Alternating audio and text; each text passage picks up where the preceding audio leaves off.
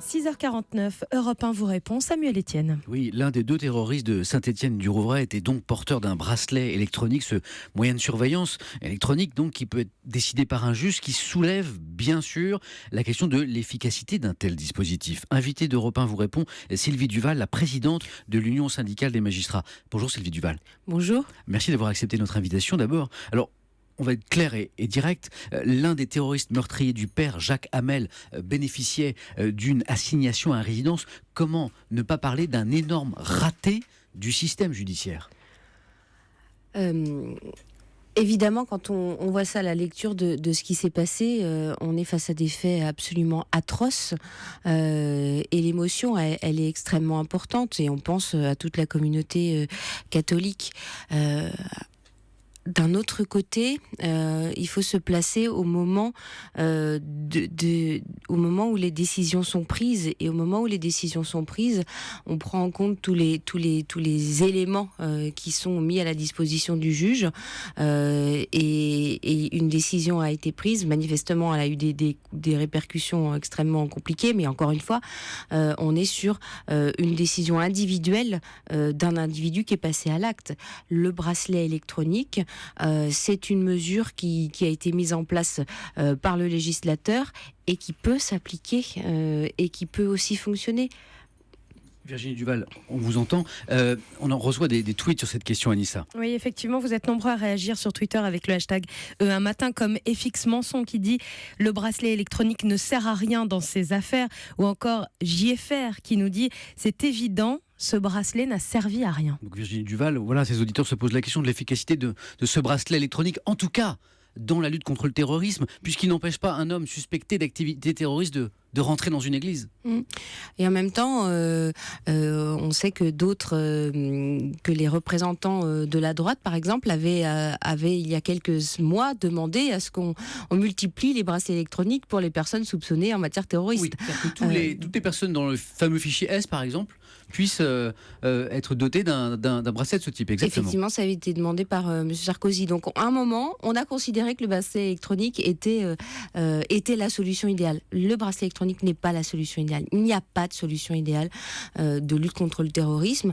Il y a tout un éventail de solutions et après c'est à la décision des magistrats. Je crois quand même qu'il faut rappeler que cette décision-là, elle a été prise par des magistrats antiterroristes, par un magistrat d'abord, ensuite il y a eu un appel, et ensuite le parquet avait fait appel. Le parquet a fait appel, et la chambre de l'instruction, c'est-à-dire la cour d'appel, a pris la même décision. Donc on a plusieurs magistrats qui ont réfléchi, des magistrats qui sont spécialisés dans la lutte contre le terrorisme, qui ont réfléchi et qui ont pris cette même décision.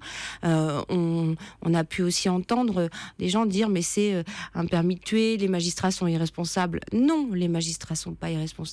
On parle de magistrats antiterroristes qui sont engagés dans la lutte antiterroriste et qui connaissent toute la menace et tous les enjeux.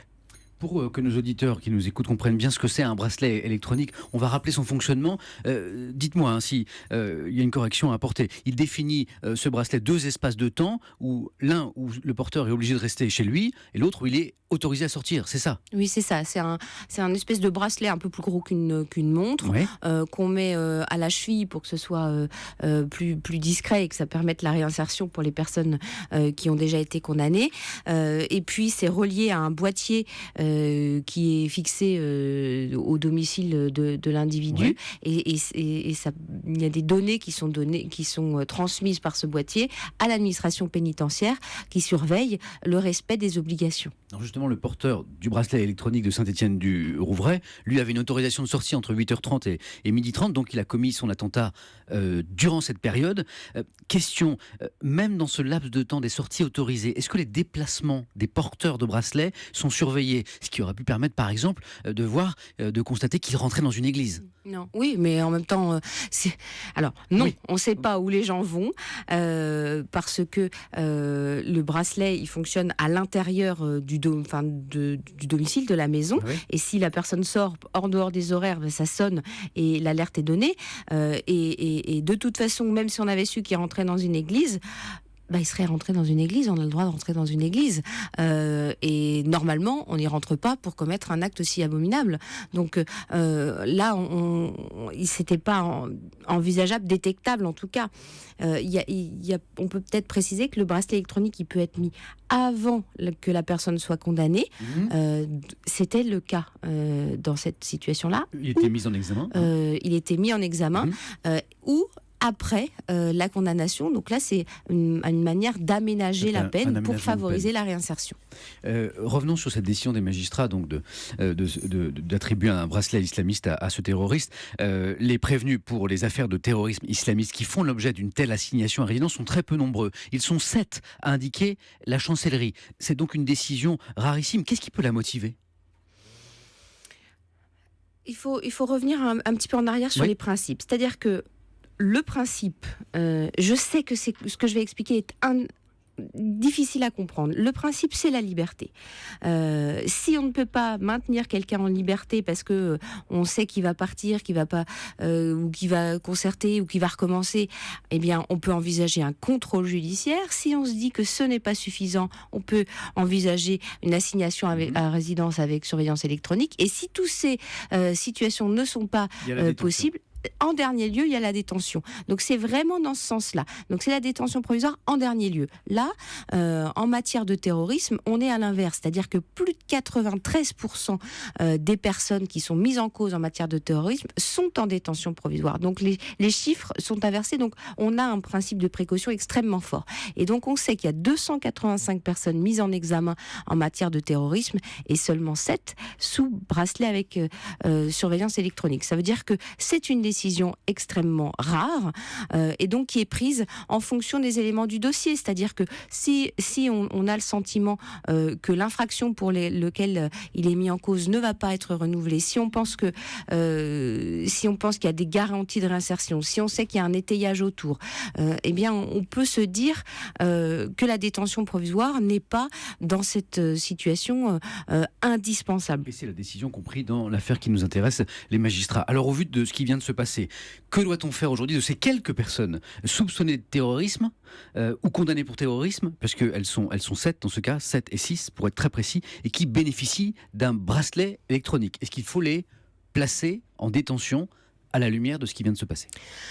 Le Parlement n'a pas envisagé de modifier la loi en matière pour ces questions-là. Il l'a envisagé après la condamnation, mais pas avant la condamnation. Donc la loi, elle est toujours la même. Donc là, on est sur une appréciation au cas par cas. Et encore une fois, malheureusement, on ne peut pas éviter la décision individuelle de chacun, et ce passage à l'acte-là de ces deux individus, c'est leur décision, et là on essaye de lutter contre, mais si on avait une boule de cristal, évidemment on l'utiliserait. Voilà, et Virginie Duval, je retiens cette phrase notamment que vous nous avez dite tout à l'heure, le bracelet électronique n'est pas la panacée. C'est l'une des réponses parmi d'autres, mais ça n'est pas la réponse à tout. Merci Virginie Duval d'avoir été l'invitée d'Europe 1. Vos réponses ce matin.